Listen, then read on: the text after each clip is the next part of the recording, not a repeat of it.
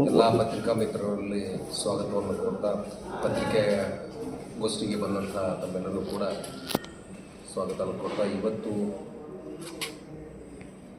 ಅಂದರೆ ವಿಜಯಪುರ ಜಿಲ್ಲಾ ಕರ್ನಾಟಕ ಕಾರ್ಯನಿರತ ಪತ್ರಕರ್ತರ ಧ್ವನಿ ಸಂಘಟನೆಯ ಪರವಾಗಿ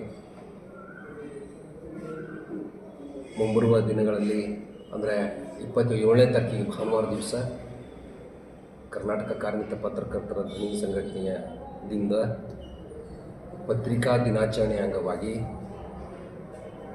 ಕಾರ್ಯಕ್ರಮವನ್ನು ಹಮ್ಮಿಕೊಂಡಿದ್ದೇವೆ. ಈ ಕಾರ್ಯಕ್ರಮಕ್ಕೆ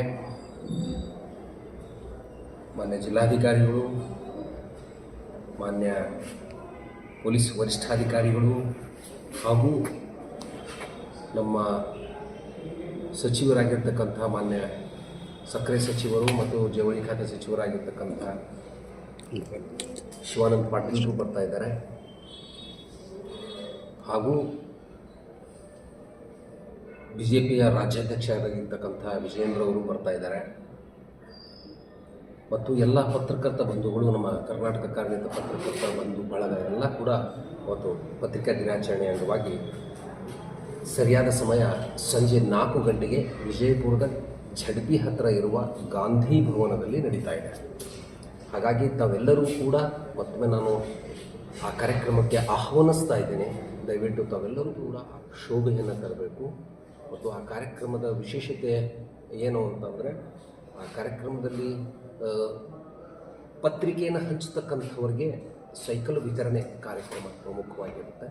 ಅದಾದ ಮೇಲೆ ನಮ್ಮ ಪೊಲೀಸ್ ವರಿಷ್ಠಾಧಿಕಾರಿಗಳಾಗಿರ್ತಕ್ಕಂಥ ಲಕ್ಷ್ಮಣ್ ನಿಂಬರ್ಗಿ ಸರ್ ಅವರನ್ನ ಸನ್ಮಾನವನ್ನು ಮಾಡಿದ್ದಾರೆ. ಕಾರಣ ಏನಂತಂದರೆ, ಪ್ರಮುಖವಾಗಿ ಏನು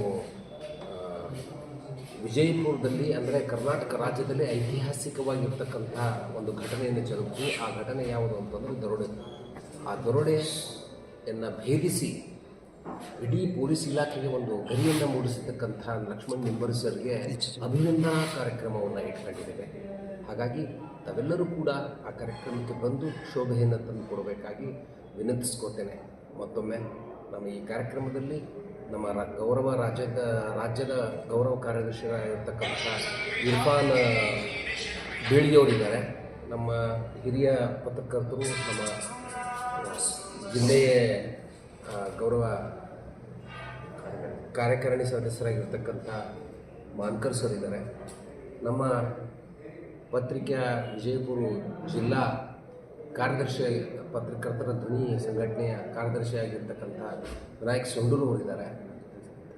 ಎಲ್ಲರಿಗೂ ಕೂಡ ಮತ್ತೊಮ್ಮೆ ನಾನು ನಮ್ಮ ಕಾರ್ಯಕ್ರಮದ ಎಲ್ಲರ ಪರವಾಗಿ ನಾನು ಕಾರ್ಯಕ್ರಮಕ್ಕೆ ಮತ್ತೊಮ್ಮೆ ತಮ್ಮೆಲ್ಲರಿಗೂ ಕೂಡ ಸ್ವಾಗತವನ್ನು ಕೋರ್ತೇನೆ.